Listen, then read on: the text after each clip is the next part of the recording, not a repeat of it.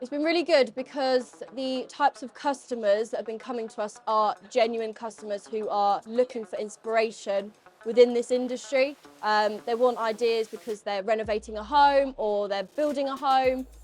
So you know the types of leads that you're getting are genuine. So we've been speaking to a lot of homeowners, a few builders, a few designers, but predominantly homeowners is the market we've been speaking to here. It's so busy, and it's good to get a different range of people. So not necessarily just the normal, like reaching out for architects or builders.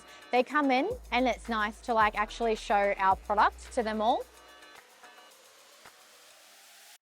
The average home show customer is quite different depending on who you see. So some people are building, some people have pre-existing houses, but the good thing is they've come here for a solution, and a lot of them involve blinds and awnings or shading for this really hot summer coming up. So yeah, it's great for our business, and yeah, the people we get, they're guaranteed leads for sure.